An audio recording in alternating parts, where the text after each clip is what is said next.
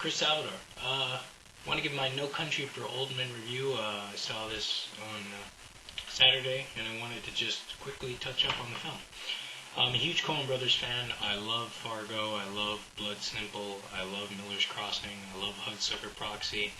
Barton Fink. But my favorite of theirs is no doubt The Big Lebowski. It's an amazing comedy. It's just a great film all around. I'm sure I'm forgetting another one of the Raising Arizona. It's just Coen Brothers are great. They do crime films. But they do them in different ways. And I was not a big fan of Intolerable Cruelty, but there's one line in Intolerable Cruelty that makes they're like, oh, that's the Coen Brothers, and it's when he goes, "Do you have green salad?" And the woman's like, "What the fuck else color would it be?" That was total Coen, and that just made me crack up and made my day. That's a great part of the movie. And then in Lady Killers, I guess you can like Tom Hanks is really... See, real quick, I thought Lady Killers, I always thought it would be genius if they didn't tell you what time period it took place in. Because there's, on one level, you're like, this could be old 1950s. And on the other level, it could be today. And I thought that the Coen Brothers were going to maintain that you don't know if it's set in 2004 or, 1964 or something. I thought that would have been great. But to get into this movie, just from the trailer, from the hype, you knew from the coin toss that Javier Bardem, this was going to be a badass performance. This was going to be a character that stays with you. This was going to be someone, the way it was marketed just showed you, this is going to be a really great film. And I really think it is a great film. And, I mean, I'll talk about the ending. I mean, I will just say that it is, I probably want to read the book because Llewellyn Moss's character is, there's moments where he's kind of sitting and then he goes, okay, and he says something and then he does something. And in this particular moment, he gets up and he just found the money. Obviously that's what this movie's about. A guy finds money that was from drug dealers and takes it, and then someone comes after him to claim it. And basically, in the sequence where he finds it, it's so Western, like the way that it's shot is excellent. Like it's a slow build of seeing the body, seeing everything, and getting the money. And he's really smart, those binoculars, and it's kind of like a little hawk or something. He knows, like, okay, the guy probably wanted shade. The way he's thinking, it's kind of like not seeing Sin City with the voiceover. You know that this guy is thinking some really intelligent stuff that's probably in the book, but since it's in the movie they didn't put voiceover, so you're sitting there, he thinks really intelligently. Okay, there's the guy, gets the money, and basically, I guess what's interesting is, to give a spoiler, basically, he does something really stupid, which is, and I guess it's a character trait where there's one of the drug dealers, I guess one of the people in the deal that was still alive, asked for agua. He asked for water.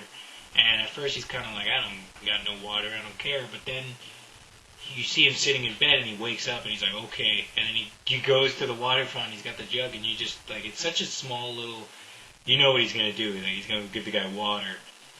And it's just weird, like, that his character would do that. And I'm sure it had to do with Vietnam and not leaving a man behind and his character. But you know that, like, if this was the book, it would probably be better explained.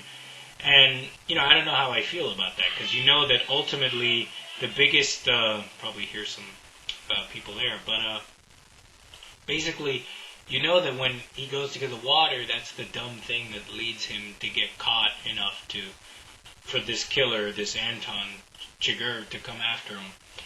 And the license plate and all that stuff, that you kind of wonder, what if he wouldn't have gone back to give the guy water? Would they still have found him? And I think a lot of it is like, well, yeah, my friend and I kind of debated it. Maybe they would have found him because they had the transponder inside the money.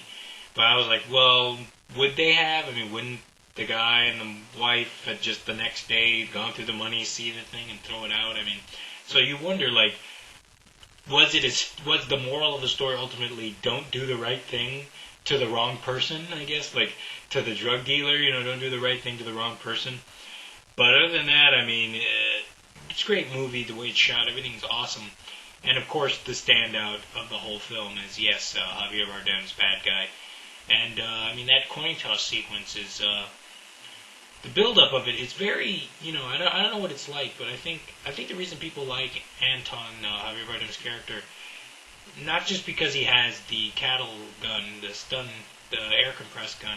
I think because that is interesting, but I think a lot of people like killers who are killers. That they're not kind of like Woody Harrelson's assassin, where they're, because that's an interesting contrast. You look at Woody Harrelson's assassin, he didn't do shit for the whole movie. He just walks around with a cowboy hat, talking a big game, I'm an assassin, I can kill.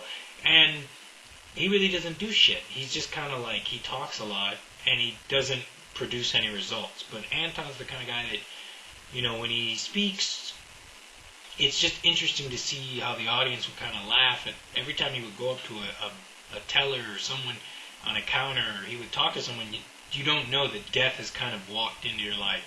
And that if you say the wrong thing, this guy's going to fucking kill you. And the way he comports himself, the way he talks, the way... It's just, that's something that we'd all love to do that walking into a restaurant or something. And it's kind of that double speak, like, what are you doing here? You know why I'm here. Kind of, well, that was terrible. But you have that in movies it works, because you're like, oh, it's a movie. But for that character, you kind of believe, like, he really doesn't give a fuck. Like, I'm going to call the cops. Okay, I'm just going to kill the cop. Like, he's a killer. And, like, someone like him, he's got the element of surprise, and that he's killed many people, surprisingly, by them not knowing what instrument of death he uses. Plus, he's got silencers on his shotgun. I mean, the guy's obviously, he knows what he's doing.